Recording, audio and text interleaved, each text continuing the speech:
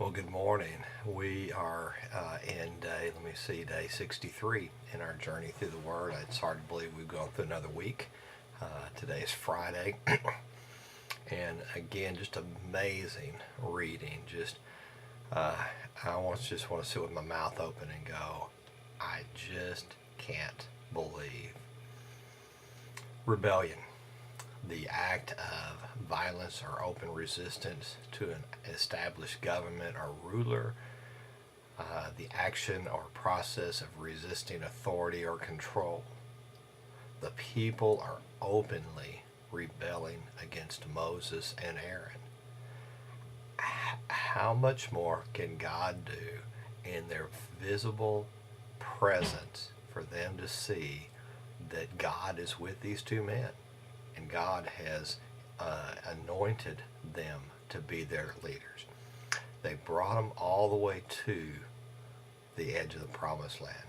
But it was their own rebellion, their own complaining, the complainers, the whiners. It just never was good enough. We want more. You haven't taken care of us. Just openly wanting what other people have. And that is why. And that is one of the reasons, along with the people not believing that God would take them into the promised land and defeat the giants before them. I was reminded in a video I watched today that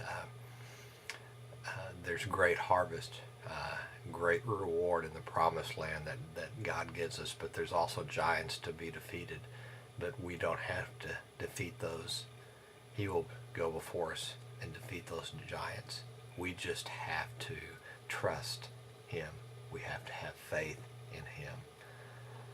Again, from yesterday's reading, when God tells them, you cannot go into the promised land, and they just openly say, let's go. In 1440, the people didn't care about the Lord. They just got up and left. They left, and they didn't care if the Lord went with them. They felt really that it was they were privileged enough that God would just go with them because they were His chosen people. They had not learned they must follow God. He will not follow them. He is not the genie in the bottle that let's carry the bottle and we'll rub it and we'll cry out to Him when we need Him and He'll come help us. But stay behind us. You can just follow us and we'll do what we want. That is not what God demands of us. That is not what God demanded of His people here.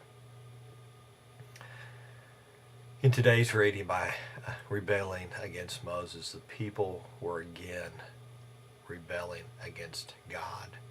However, they lost sight of that.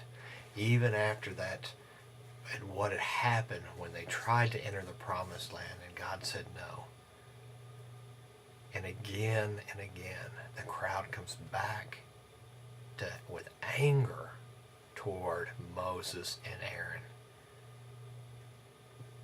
But this time Moses becomes very angry as well, as we see in the reading. And he becomes angry at those that are leading the rebellion. And it says in today's reading, they incited a rebellion against Moses along with 250 other leaders, all prominent members of the assembly. These are the most prominent of what would be our society today that have joined in this rebellion against Moses and Aaron. They united against Moses and Aaron and said, you have gone too far. And this is them speaking to Moses and Aaron. And I just want to laugh at what they're saying. It's sad. But I laugh in that, look at who you're talking to. They say, you have gone too far. The whole community. And how often do we say, oh, everybody believes this? or everybody's saying this, when the truth is it's really just maybe one or two or just a couple. It's not the whole of, and they say the whole community of Israel has been set apart by the Lord, and He is with us all. And that is true. That is a very true statement. We've seen that from the beginning. But in going on with the reading, it says, what right do you have to act as though you are greater than the rest of the people? And it makes me think that that's what they're insinuating. The whole community thinks that Moses and Aaron think that they're greater than the rest. And Moses said to Korah and his followers, tomorrow morning the Lord will show us who belongs to Him and who is holy.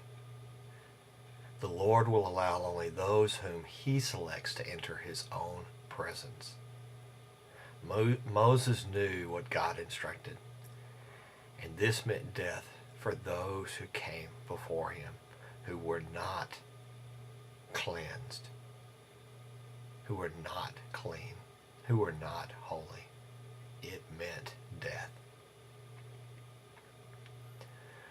Remember Moses' concern at the burning bush. I had to go back because God just brought this to mind when it says, what if they don't believe me? This is Moses saying, what if they don't believe me or listen to me? And that was out of Exodus 4:1. Moses was referring to the Egyptians, but like the Egyptians, Moses was faced with the opposition of his own people, those who he has stood before as a leader, as God's leader. Moses was no longer the timid one who knelt before the bush, though he still knelt before the Father. But he was no longer timid. God had grown him into a leader.